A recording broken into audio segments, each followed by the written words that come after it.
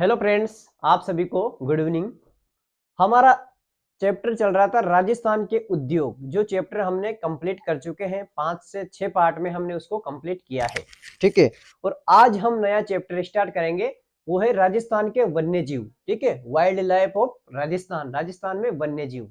तो जो wild life है वो राजस्थान में वन्य जीव कौन कौन से है और कहाँ कहाँ इनको मतलब इनका संरक्षण किया जाता है, तो कहाँ पर इनको रखा जाता है, वो सारा हम इसमें देखेंगे। कितने अभ्यारण्य है राजस्थान में, कितने राष्ट्रीय पार्क है और कितनी बाघ परियोजनाएं संचालित है, उन सब का हम इस चैप्टर के अंतर्गत देखेंगे। चैप्टर बहुत लंबा है और वेरी इंपॉर्टेंट चैप्टर भी है। ठीक है, राजस्थान के वन्य जीव वाला चैप्टर को हम आज स्टार्ट कर रहे हैं, जिसमें हम बिना देरी करे आज स्टार्ट करते हैं सामान्य परिचय से। ठीक है, तो हम स्टार्ट करते हैं कि जो राजस्थान के वन्य जीव है उसमें असम के बाद राजस्थान का सेकंड स्थान है। जो वन्य जीव संरक्षण है या फिर वन्य जीव के आधार पर राजस्थान का असम के बाद में दूसरा स्थान है। ठीक है, ये याद रखो आप एक फैक्ट।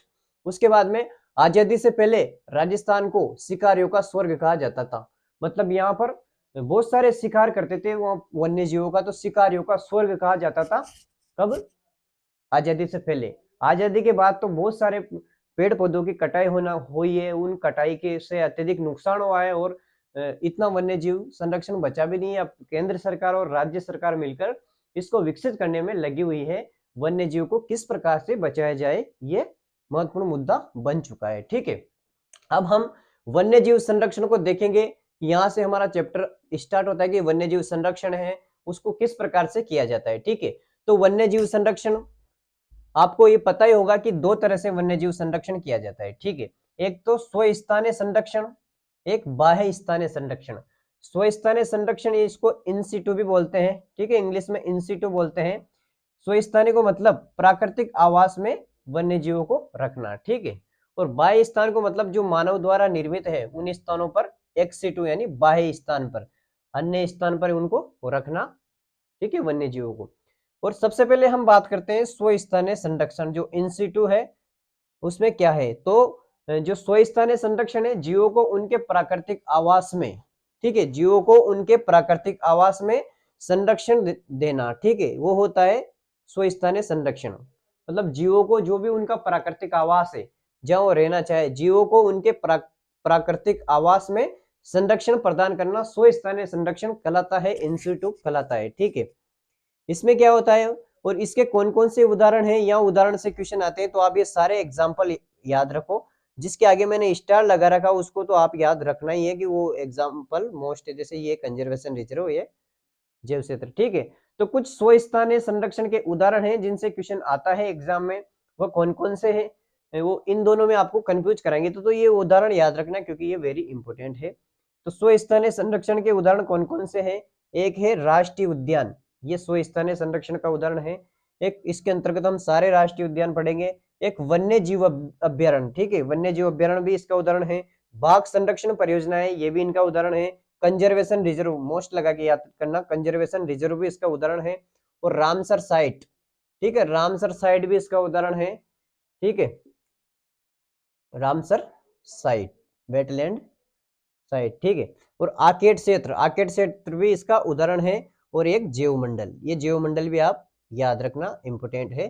तो इस प्रकार से राष्ट्रीय उद्यान, वन्य जीव अभ्यारण्य, बाघ संरक्षण परियोजना, कंजर्वेशन रिजर्व, रामसर साइट, आकेट क्षेत्र और जैव मंडल, ये स्वस्थानीय संरक्षण के उदाहरण है वन्य जीवों के। ठीक है, अब हम बाह्य स्थानीय संरक्षण की बात करते हैं।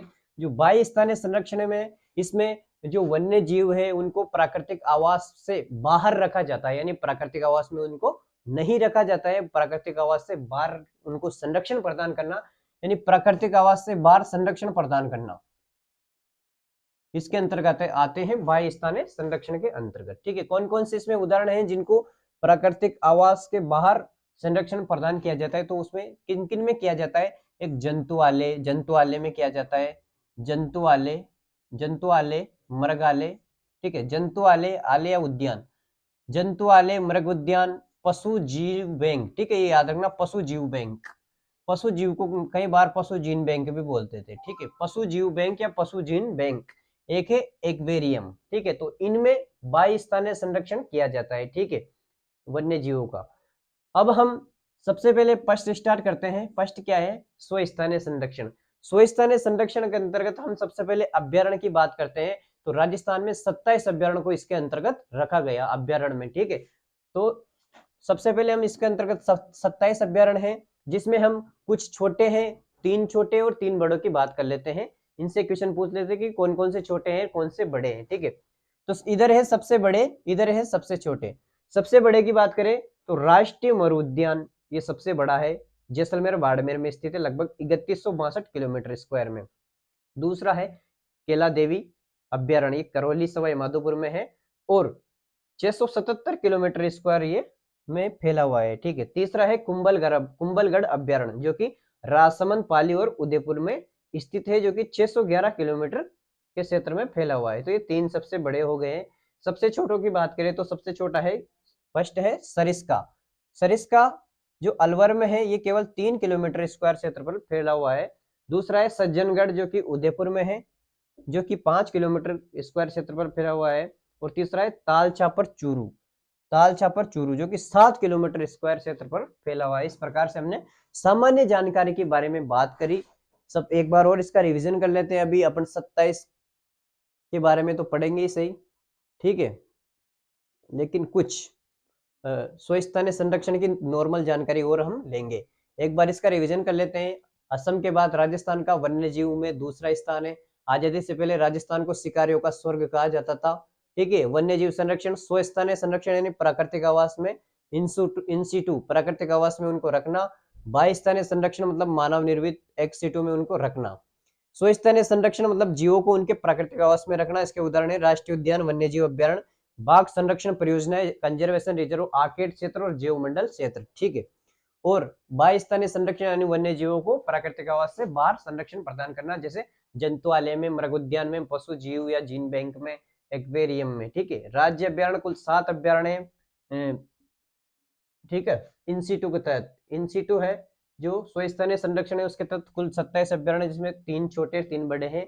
3 बड़े कौन कौन से? राष्ट्रीय मरु उद्यान 3162 किलोमीटर जैसलमेर बाड़मेर में है।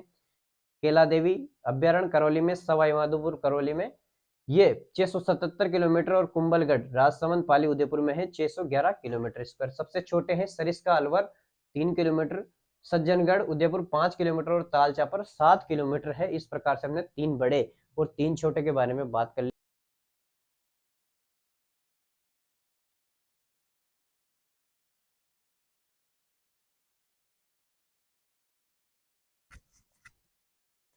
अब स्वस्थानीय संरक्षण के अंतर्गत हम देखेंगे जिस प्रकार से हमने राजस्थान के वन्य जीवों को 2 प्रकार से संरक्षण किया गया, स्वस्थानीय संरक्षण इंसिटू और एक्सिटू बाह्यस्थानीय संरक्षण। तो आज हम स्वस्थानीय संरक्षण के अंतर्गत कुछ राष्ट्रीय पार्क देखेंगे।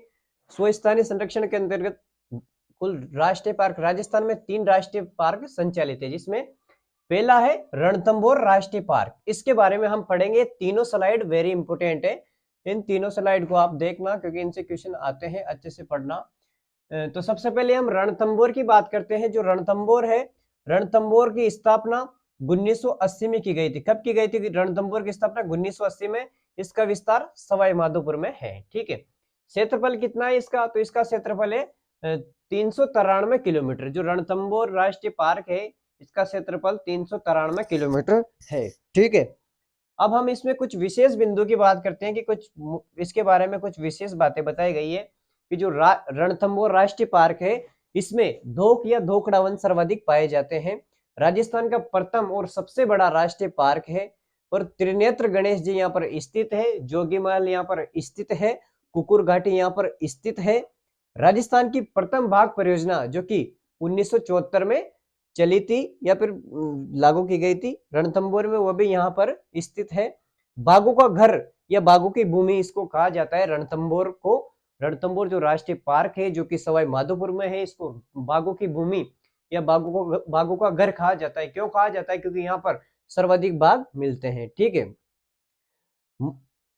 ठीक है, ये हो गया। उसके बाद में मछली बागिन T16 जिसे रणथंभौर की रानी कहा जाता है, वह भी यहाँ पर देखने को मिलती है, ठीक है। यहाँ पर देखने को मिलती थी कौन सी? मछली बागिन नाम है, मछली बागिन T16, ठीक है।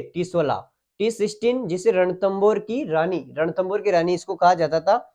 T16 जो यहाँ पर देखने को मिलती है, ठीक है, या फिर यहाँ पर निवास करती थी। सबसे बड़ा पार्क है ये, ठीक है, राजस्थान का। अब हम ये हो गया रणथंभौर, राष्ट्रीय 3 पार्क है जिसमें से एक रणथंभौर हो गया। अगला हम देखते हैं केवलादेव। जो केवलादेव है ये भरतपुर में स्थित है, ठीक है। केवलादेवी भी होता है जो करौली में है, तो केवलादेव है जो भरतपुर में है। केवलादेव राष्ट्रीय पार्क, स्थापना 1981 में। क्षेत्र कितना है इसका? इसका क्षेत्र है 29 किलोमीटर स्क्वायर। राजस्थान का सबसे छोटा राष्ट्रीय पार्क, ठीक है, इन दो की तुलना में। विशेष इसमें 1985 में यूनेस्को सूची में इसको शामिल राज्य की एकमात्र प्राकृतिक धरोहर है, ठीक है। जो केवलादेव है ये 1985 में यूनेस्को की सूची में शामिल होने वाली राज्य की एकमात्र प्राकृतिक धरोहर है। अजान बांध यहाँ पर स्थित है, बाणगंगा पर बना हुआ है। डॉक्टर सलीम अली की कर्मस्थली यहाँ पर बनी हुई है। आपको पता होगा कि डॉक्टर सलीम अली को बर्ड मैन कहा जाता है, यानी पक्षी मैन कहा जाता है। पक्षी व्यक्ति किसे कहा जाता है? डॉक्टर सलीम अली को क्या कहा जाता है? हिंदी में आए तो पक्षी व्यक्ति, ठीक है, पक्षी व्यक्ति। राजस्थान का पक्षी व्यक्ति डॉक्टर सलीम अली, इसको कहा जाता है।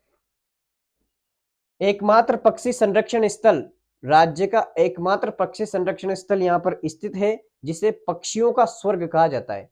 जो केवलादेव है इसको पक्षियों का स्वर्ग भी कहा जाता है।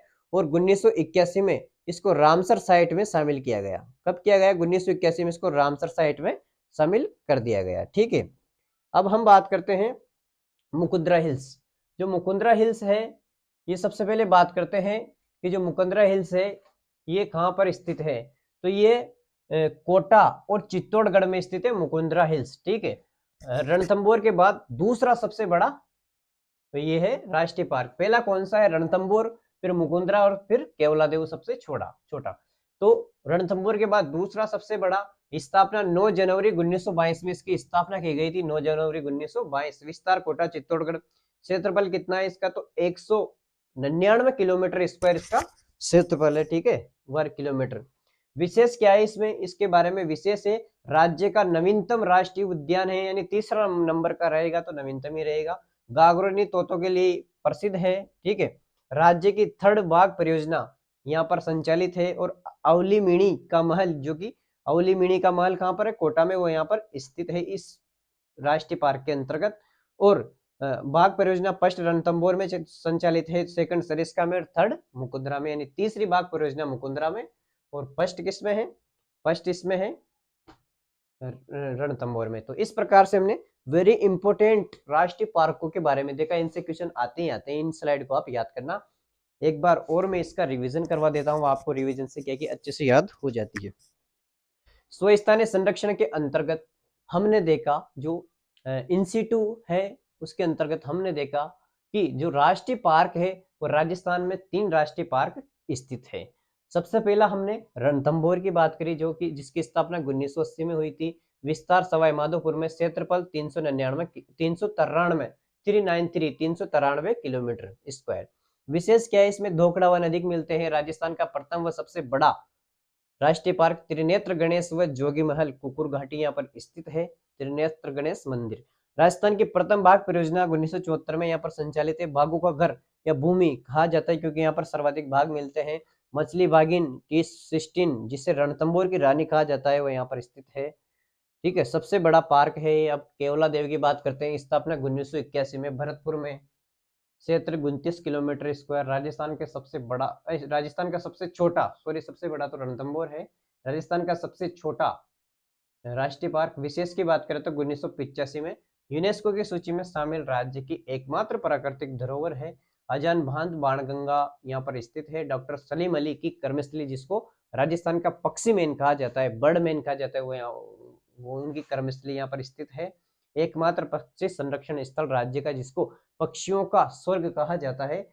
1981 में केवलादेव को रामसर साइट में शामिल किया गया। और लास्ट की बात करते हैं हम मुकुंदरा हिल्स। जो मुकुंदरा है, इस मुकुंदरा हिल्स को रणथंभौर के बाद सेकंड सबसे बड़ा मुकुंदरा हिल्स है, राष्ट्रीय पार्क है। स्थापना 9 जनवरी 2022। विस्तार कोटा चित्तौड़गढ़। क्षेत्रफल 199 किलोमीटर स्क्वायर। विशेष क्या है इसमें? तो राज्य का सबसे नवीनतम राष्ट्रीय उद्यान। गागरुनी तोतों के लिए प्रसिद्ध और राज्य की 3rd बाघ परियोजना यहाँ पर संचालित है। बाघ परियोजना फर्स्ट रणथंभौर, सेकंड सरिस्का, तीसरी मुकुंदरा। अवली मिणी का महल यहाँ पर स्थित है जो कि कोटा में है। तो इस प्रकार से हमने राजस्थान के वन्य जीव की सामान्य जानकारी हमने इस क्लास में देखी। हम बहुत जल्द राजस्थान का भूगोल कंप्लीट करने वाले हैं, ठीक है। और यूआरओ की सीरीज तो अपनी चली रही है, आपको पता है, ठीक है। तो इस प्रकार से ये स्लाइड है, 3 स्लाइड, ये वेरी इंपॉर्टेंट है, इसको अच्छे से याद करना। आपको अगर ये क्लास अच्छी लगी हो तो सभी दोस्तों के साथ शेयर करें, सब्सक्राइब करें, लाइक करें और इस चैनल को आगे बढ़ाने में मेरा सहयोग करें। एक बार फिर से आप सभी का बहुत बहुत धन्यवाद। Thank you. 12 वालों को भी बहुत बहुत धन्यवाद।